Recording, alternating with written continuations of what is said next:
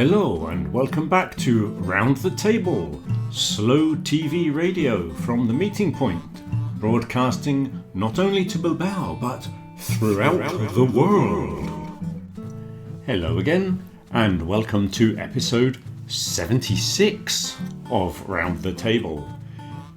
This week we have been discussing technology. They say necessity is the mother of invention. But is it always a necessity? Maybe greed is the mother of invention, somebody suggested. Or maybe we could say curiosity is the mother of invention. Or maybe even in the modern world we could turn it around and say invention is the mother of necessity. Because you didn't know how essential a mobile phone was until you got a mobile phone.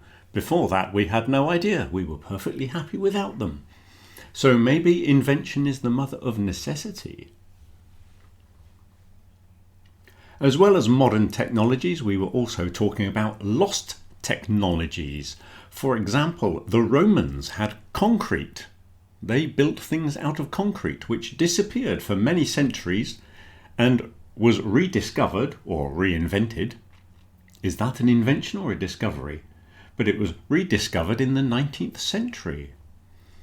And also other ancient civilizations like the Egyptians and the Aztecs and the constructions that they were doing back in those days, which we still don't really know how they did them. Even today, with modern technology, it would still be very difficult. And what was that ancient mechanical device that was found in the Mediterranean? This object was found in 1901 when they were exploring a shipwreck off the coast of Greece. It appears to be a geared mechanism used to predict astronomical events, eclipses and planetary motions, etc. And it has often been described as the world's first analog computer. And what makes it extraordinary is that nothing else like it would be invented for the next 1,000 years. So that really is a strange piece of early technology. The wheel is considered by many of the meeting point people to be one of the greatest inventions or most important inventions. And it is commonly believed that there were no wheels in South America before the Europeans arrived. Well, apparently they did exist, but only in the form of toys and some ceremonial transport. But generally they were not used. They didn't recognize the potential, mainly because of the mountainous terrain, according to my research, the lack of roads, and of course the lack of draft animals. A llama is not very good at pulling things. They're not particularly strong, llamas. Whereas in Europe we had horses and oxen and things like that for pulling wagons. So wheels were much more useful, but they didn't really see the use of them in South America. Another interesting early technology from 1st century Greece. Somebody invented a steam-powered novelty item that was placed over a fire filled with water, and as the steam escaped, it would spin around and everyone would look at it and go, "Ooh, fascinating." But nobody realized the potential of steam power, so this invention was forgotten about until someone invented a steam engine, and round about 1700 was the first steam engine that actually had a function other than entertainment. So there were technologies in the past that were either forgotten or nobody really realized the potential. And talking of early technology, let's have an interesting word.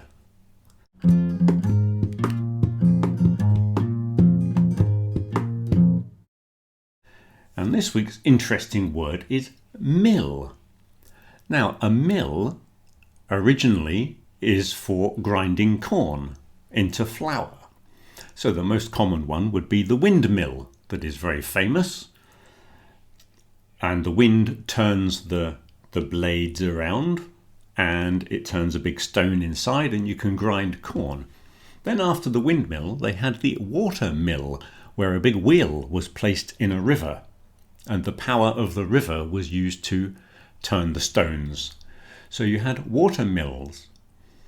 And then in the early 18th century, after about 1700, they started inventing various machines. But steam power wasn't really being used a great deal in the early days. So these machines were used in buildings which were previously known as mills. So instead of using the same water power to grind the corn, the water power was then operating various other machines. So this is why lots of factories have the name mill.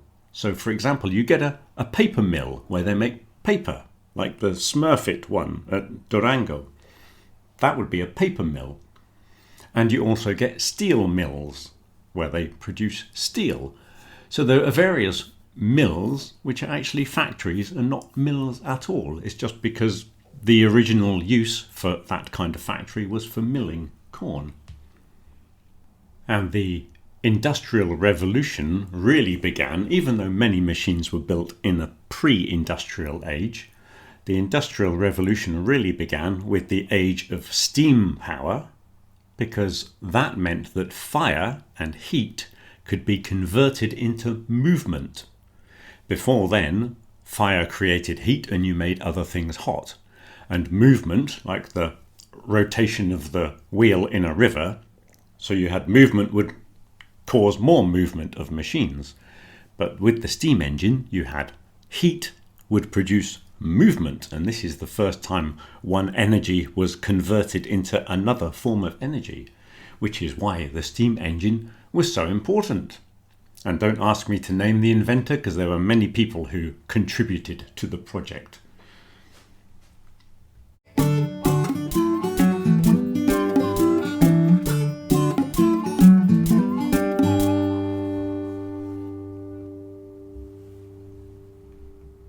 Okay, let's have a look at some of the phrases that came up in this week's conversation.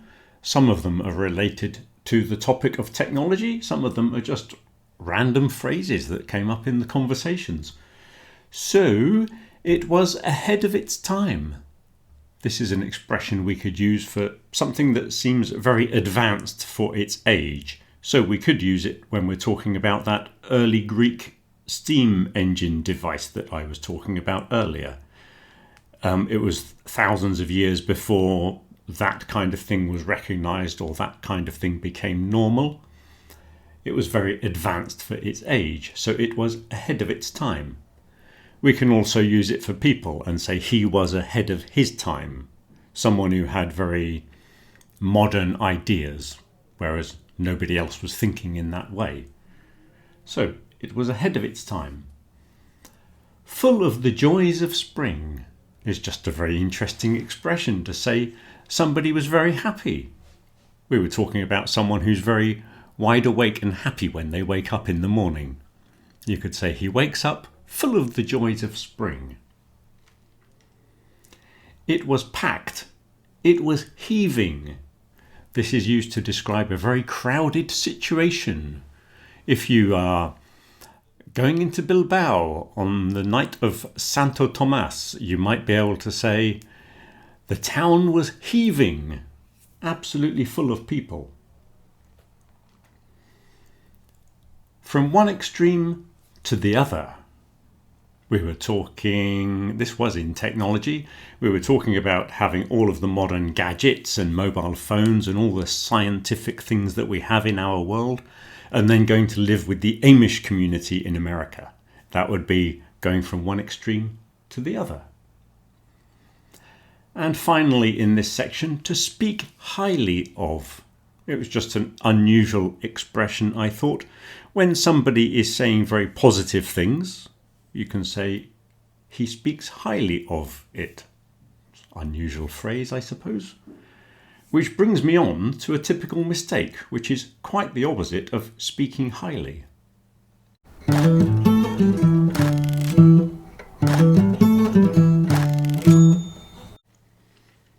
A lot of people try to use a phrase like bad scene or seen badly, and I can't find an exact version of that in English. The only things I can think of are using the phrasal verb to look down on something or look down on somebody, or something can be frowned upon.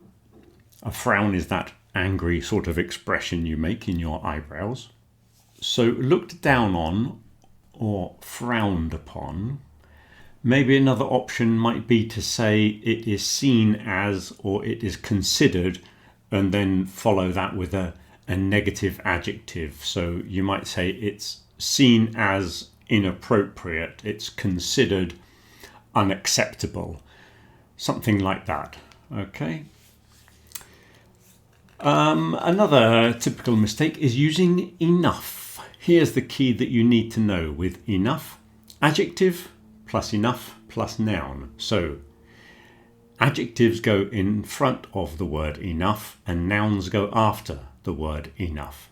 So he was not tall enough to reach the shelf.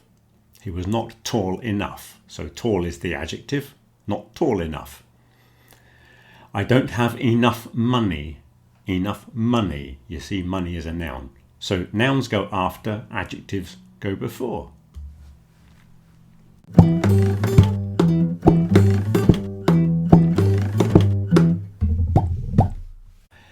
Here are your What's the Difference puzzles for this week, all of which have caused problems during our conversations. The first one is dates and data. Don't use the word dates when you mean data. Dates are things like the 4th of January 1863 or the 19th of September 1721. Those are dates. Data is information. This is why we were talking about it with technology. We were talking about all the data that is so important. Technically, data should be a plural. It's the plural of datum, I believe, but most people would now use data as a singular. Some people might say it's incorrect, but they would probably say the data is important. There might be some very correct people who might say the data are important, but to me it sounds a bit strange, really. So data is the information, especially in this world of technology. Data or data. Data. There are various pronunciations. I say data because I'm English. Familiar and family.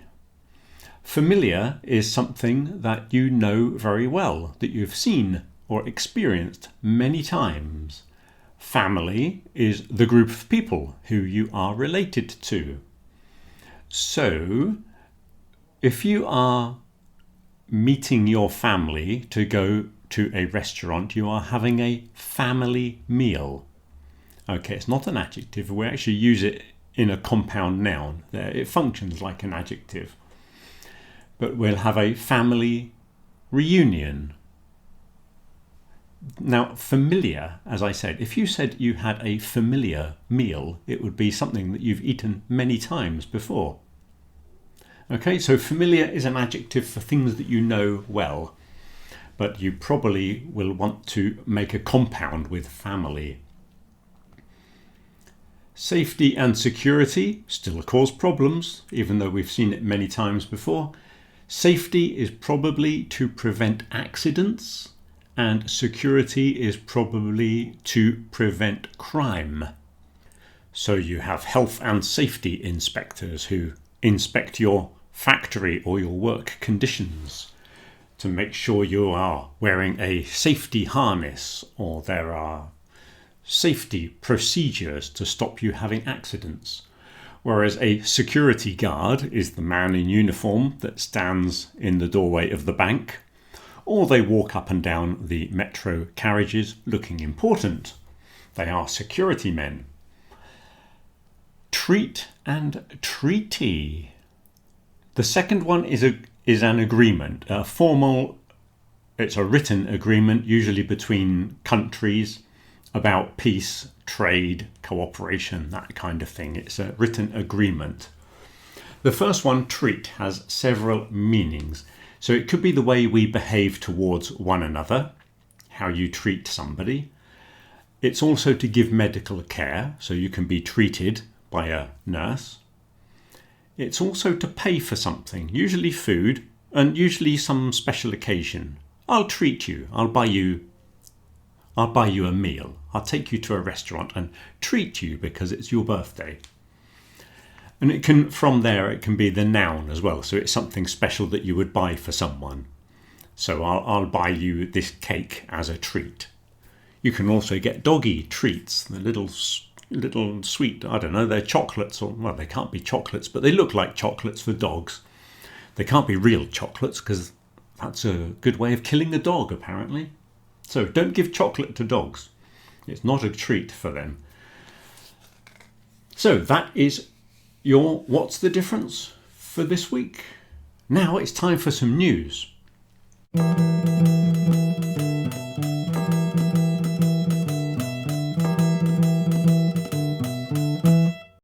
On Monday, we have a pronunciation special.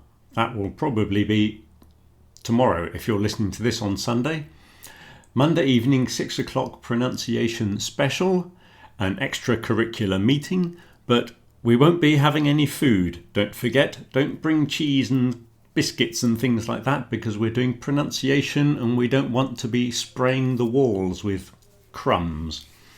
So it's pronunciation special with no food. If you want wine, you'll have to bring it yourself. I'm not providing anything. But look forward to seeing you there. We'll be talking about voiced consonants. Very interesting subject. The Round Bilbao quiz that we did at a previous meeting, I put the 3 parts together in one video, which is on the Round the Table YouTube page, a YouTube channel, whatever it's called. I've just updated it. I've made a shorter version, so you only get 20 seconds of each image. I've changed it a little bit. So if it suddenly appeared again, it's because it's a different one from the previous one. The new book is at the printers as we speak. It was all sent off this morning for our new book and our new posters, which are coming out soon. Look out for them in Bilbao. So we have a new trimester coming up. We've got 12 fantastic topics. I will make another video explaining what's happening in the new book, which will be on the website. This week I'll probably do it. And we're also putting the lists together for the groups for next trimester, so confirm your place as soon as possible, because there might be other people who want your seat. So let me know as soon as possible. And don't forget, at the beginning of next trimester, if you're paying by bank transfer or Bizum, however it's pronounced, don't forget to put your name on there. We have a lot of payments from someone called English Classes. We don't know who English Classes is, don't forget. So we need more information. Okay, who wants to have a humorous quote of the week?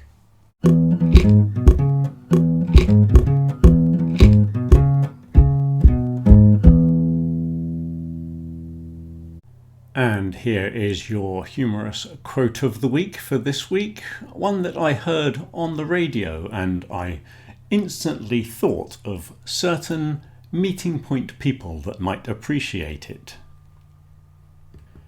The human brain is amazing. It starts working as soon as you wake up and doesn't stop until you arrive at the office.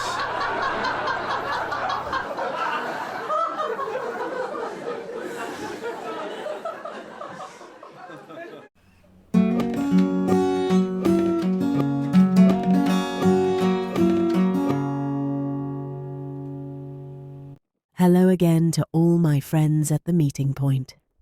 And thank you all for requesting that I return to deliver this week's monologue on the subject of technology.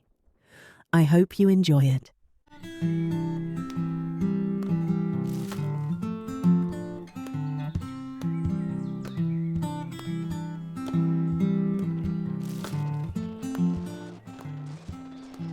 Technology has always played a role in human progress, but the speed at which it develops today is unprecedented. New tools and innovations now appear not over centuries or decades, but within a few years or even months. Each generation experiences more technological change than many generations before it.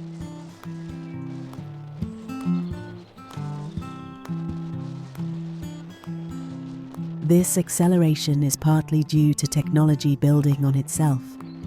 Computers help design better computers, and software improves the systems that create new software.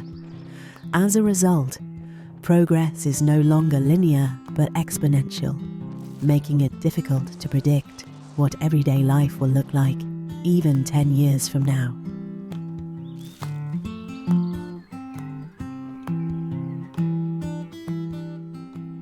The areas most affected by technology are communication, work, and information. We can instantly connect with people across the world, work remotely, and access vast amounts of knowledge in seconds. Medical technology has also transformed healthcare, improving diagnosis, treatment, and life expectancy.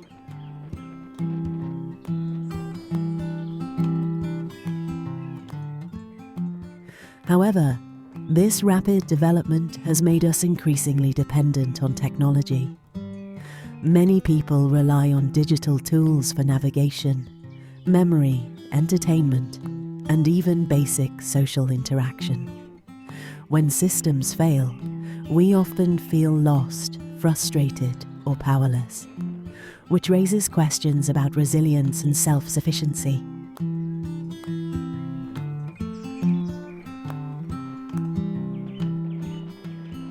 There is also concern that technology may reduce certain human skills. Face-to-face communication, deep focus, and patience can suffer in a world of constant notifications and instant results. Balancing convenience with awareness has become an important challenge of modern life.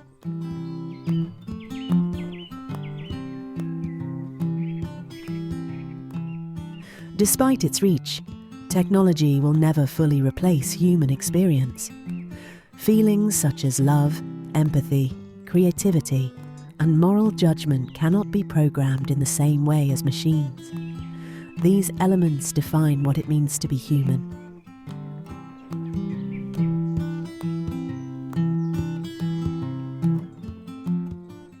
In the end, technology is neither entirely positive nor negative. Its impact depends on how we choose to use it. Understanding its power, limits, and influence may be the key to shaping a future where technology supports, rather than controls, our lives.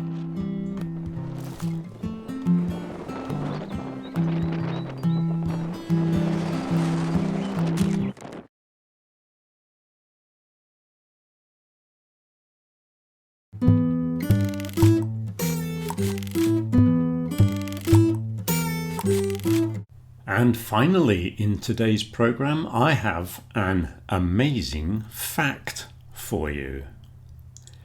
In the film 2001, A Space Odyssey, there is a computer on board the spaceship, which they have conversations with.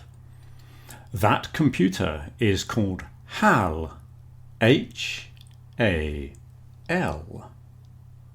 Here's a question for you. In the alphabet, what letter comes after the letter H?